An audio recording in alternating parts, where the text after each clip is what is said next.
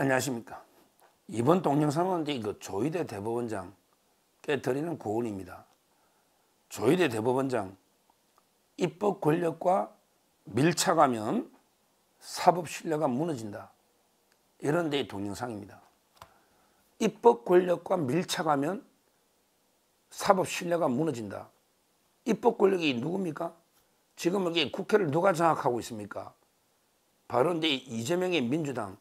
거기에 이중대가 조국 당의 애들 한 몇 명 있죠. 한 12명 되나? 조국 당. 그거는 이게 구속돼도 또 이게 이어받으니까요. 그 다음에 이준석 당에 맨날 지금 치고받고 싸우는 3명 있잖아요. 이런 게 입법 권력과 사법 권력이 밀착되면 사법부 신뢰가 떨어진다 이 말이에요. 이걸 오늘 이게 조선일보 기사가 요즘 이게 특집으로 계속 사법 신뢰 쓰고 있잖아요. 거기에 제가 그림으로 그래픽된 걸 하나 화면에 띄워 보겠습니다. 제목을 먼저 보고 하나하나 제가 말씀을 드리겠습니다. 그 조선일보 기사에 입법 권력과 밀착된 거 예를 4가지로 요약 정리해 놨지 않습니까? 바로 근데 법관 정원 확대 향후 5년간 370명 임명. 법관의 판사 수가 늘어나면 이게 사법부 좋잖아요. 법관 임용. 정원 370명 늘어난다. 의사들에게 수가 늘어나면 이게 밥그릇이 줄지만 판사들에게 일이 많으니까 늘어나면 이게 좋은 거 아니에요. 어차피 월급쟁인데 뭐.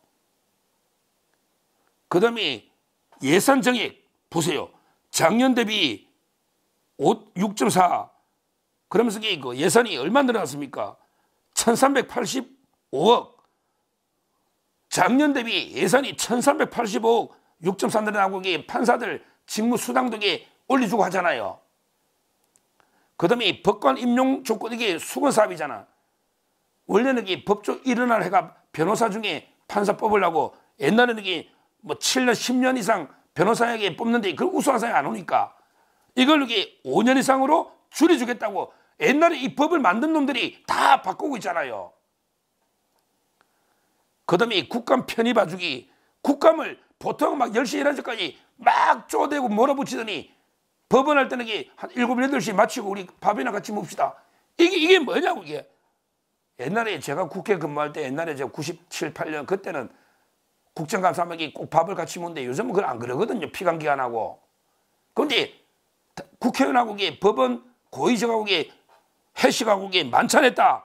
조선일보에 노는 거 아닙니까 이게. 지금 그래픽만 보라고요. 법관 정원 확대, 예산 정액, 임용 조건 완화, 국감 편의 봐주기 이런 식으로 입법 권력과 사법 권력이 밀착하는 이 문제를 지적하고 있는 거예요. 왜? 이재명이부터 전부 범죄자잖아. 이재명이도 말할 것도 없지. 이재명에게 재판이 몇 개입니까 벌써? 5개 재판. 혐의는 보통 우리 그냥 말할 때 5개 재판 12개 혐의라는데 그 12개 혐의는 넘고요. 한 20몇 개 된다니까 재수론. 근데 그 5개 재판은 맞잖아요. 5개 재판. 그러니까 그만 있습니까? 돈봉투 11명 있잖아요. 돈봉투 재판하고 있잖아요. 끝난 사람도 있고 윤관석이. 송영길 돈봉투 재판.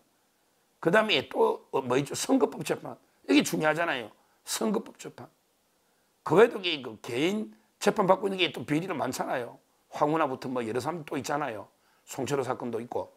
송철호 사건에 한병도도 있고 많이 있잖아요. 그러니까 이 범죄자들이 덕실덕실한 국회가 자기들이 재판에 좀 유리하게 하려고 우리가 사법반대는 이렇게 여러 특혜 혜택을 주니까 우리 재판 좀 잘 봐주세요. 이 거래 아닙니까? 검찰은 우리 수사를 하니까 이 검찰은 예산을 다 삭감하고 없앤다 그러고 아예 검수완박 없애버리고 삭감하고 수사하는 게 검찰은 없애고 재판은 안 받을 수 없으니 온갖 당근을 주가지고 재판에 유리하게 하려고 이러고 있단 말이에요. 한마디로 검찰에는 채찍을, 법원에는 당근을, 이런 작전을 이재명 민주당 이 국회가 쓰고 있다 이 말이에요. 검찰에는 채찍을, 근데 그것도 모르고 검사들이 지금도 놀아나고 있는데 그것도 부끄럽지. 오늘 이게 심우정 검사장 회의 한번 지켜봐야 되지만 아직 저 녹화 당시에는 이게 결론이 안 났지만 검찰이 한번 지켜봐야 되지만 제대로 이게 검찰한테는 하여튼 이 국회가 채찍을 기본적으로는 그 다음에 그 법원한테는 당근을 주가지고 자기들 비리를 덮으려고 국회가 이런 짓을 하고 있는데 조희대 대법원장님 여기에 당근 좀 준다고 이게 놀아나면 안 됩니다. 놀아나면 안 된다고. 왜 이래 재판이 좀 이상해? 보십시오. 지금 이게 그 재판이 지연되는 게 한두 개가 아니에요. 이재명 재판이 대장동 재판이 어떡할 겁니까? 대법원장이 한 3번밖에 20년 재판해야 됩니까? 이재명 대장동 재판은 게 20년 해야 되느냐고. 뭔가 긴급 대책을 세워야 될 거 아니야. 법원 계엄령을 발동하든지 대법원장이 법원 내 비상사태다. 법원 이 재판이 지연돼 큰일 났다. 오늘 민사재판도 400일이 넘다고 국민들도 불만이 많잖아. 큰일 났다. 우리 법원이 비상사태다. 우리 법원도 계엄에 준할 정도로 판사들이 정신 바짝 차려서 신속한 재판에 비상 조치를 취해야 된다. 이재명 재판 다 쪼개 빨리 끝내. 이런 조치를 해야 안 됩니까? 그 외에도요. 그 외에도 그 재판이 권력자 앞에 멈춘 게 한두 개가 아닙니다. 지금 심각해요. 심각해요. 그리고요. 오히려 또 불법적인 재판도 눈치 보는 특히 이번에 조희대 대법원 이번에 그 서부는 진짜 이게 인간적으로 한번 따져보자고. 인간적으로 법리적으로 서부의 체포영장은요. 공수처가 아예 기소권도 없으면 관할 조항이 아예 문제 안 되잖아. 기소권이 없는 거는 무조건 중앙지검이잖아요. 중앙지검이잖아. 무조건. 거기에 주소지 관할이 어디 있어. 기소권이 없는데 그러면 중앙지법에 영장하는 게 맞잖아. 그거는 판사의 판결에 영향을 주는 게 아니고 법의 원칙의 문제면 대법원이 지휘를 해야죠. 이건 아니다. 서부에 결론을 내려달라는 게 아니잖아. 관할하는 게 법적 문제니까 대법원의 신뢰니까 그렇게 조치를 취해야 안 됩니까?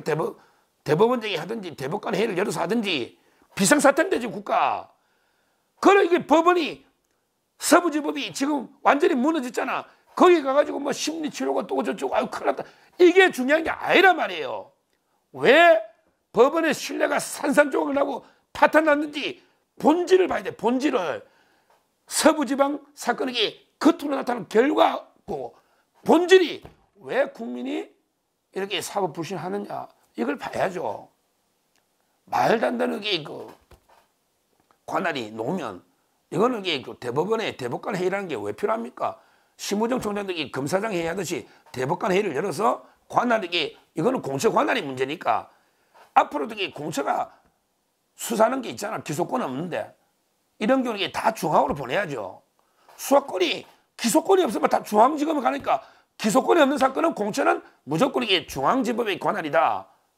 이 관할은 이게 대법원이 관여할 수 있는 거 아닙니까? 근데 방치해버렸잖아요. 나라가 법치가 완전히 무너져버렸잖아요.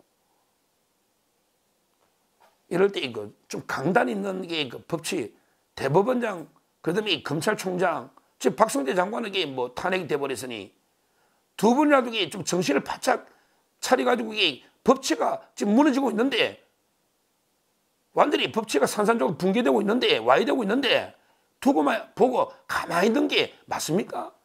그냥 서부 찾아가서 직원도 심리치료 필요하고 뭐 우리가 강하게 대응해야 된다 뭐 좀 손해배상까지 다 청구해라 다 잡아야라 이게 본질이냐고. 이래 다 잡아야면 사법 신뢰가 확 올라갑니까? 확 올라가느냐고. 좀 본질을 보세요. 왜 국민들이 사법부를 불신하는지 이유가 뭔지. 대법원장이 하면 직을 걸고 임기 이제 뭐 정년도 다 됐잖아요. 대통령하고 원래 도중에 노는 임기가 얼마 남지 않는데 마지막에 좀 이게 강단 있게 이재명 재판 이게 20년 10년 이게 어떡하 이게 나라냐고. 어떻게 대선 주자 재판을 20년 합니까? 뭔가 조치를 취해야 될 거 아니에요. 저 판결의 내용이야. 사법부 판사 한 사람 한 사람이 독립된데 내용을 문제 삼는 게 아니고 신속하게 해라. 신속하게 그 방법을 문제 삼는 거고, 관할은 이게 법의 문제니까 대법원에서 이게 정리를 해줘야죠. 앞으로 공처가 이런 짓을 하고 있는데 거기에 서부지법이 사법 카르텔로 넘어가니 완전히 좌파 사법 카르텔이 돼버렸잖아요. 돼버렸잖아.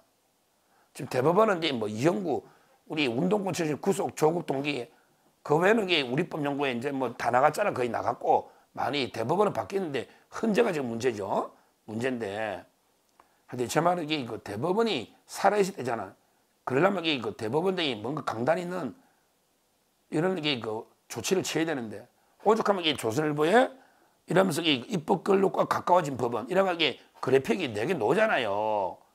이런 게 그 국회 야 우리도 이게 좋은 게 좋은 거 아니냐. 우리도 국회 부탁할 게 많다. 돈도 좀 가져와야 되고 인력도 늘려야 되고 법도 좀 바꿔야 되고 이렇게 국회하고 결탁해서 해버리면요. 이러면 이게 상권분립이 무너지는 거 아닙니까? 사법부가 입법부의 하수인으로 전락하면 이게 상권분립이 무너지는 거 아닙니까? 상권분립이 보세요. 상권분립이라는 게 뭐예요? 솥도 우리 밥하는 솥 있잖아. 솥도 다리가 3개가 딱에 맞게 서 있어야 솥이 딱 고정이 돼가 하지 한쪽에 다리가 이게 짧으면 한쪽으로 기울어 버리잖아. 상권분립은 그런 거라고. 우리 다리가 3개 있는 솥 거기 하나가 짧으면 이게 기울어 가지고 이게 솥이 설 수가 없잖아요. 옛날에 그게 상권분립이에요. 그러니까 제 말은 이게 국회 앞에 법원이 낮아지가 저자세로 가서 이게 국회 앞에 완전히 하수인이 돼버리면 상권분립이 무너지면 나라의 체제가 무너져 버린다. 이걸 제가 분명히 지적하고 조희대 대법원장이 중심을 잡아야 된다. 지금 국민들이 대법원장님에 대해서 아주 실망했다. 왜 이렇게 강단이 없냐. 이 비상사태의 원칙을 좀 잡아줄 중심을 잡아줘야 되는데 대통령이 임명한 사람인데 그걸 떠나서 대통령이 임명하고 떠나서 좀 이게 중심은 잡아줘야 되잖아. 누가 와도 법치가 지금 완전히 총체적으로 붕괴되는 상황에 대법원장의 역할에 대해서 실망하고 있는 우리 국민들이 많이 있다는 거 겸하게 인정하시고요. 지금이라도 그 입법부의 하수인으로 전락하면 안 되고 더 이상 이재명 민주당 국회와 유착하는 이런 일이 있어서는 안 된다. 확실한 상권분립, 법원의 독립, 사법의 독립 이게 진짜 있어야 그 대한민국이 반듯하게 다리 3개가 입법, 행정, 사법 바로 선다. 이렇게 말씀드립니다. 감사합니다.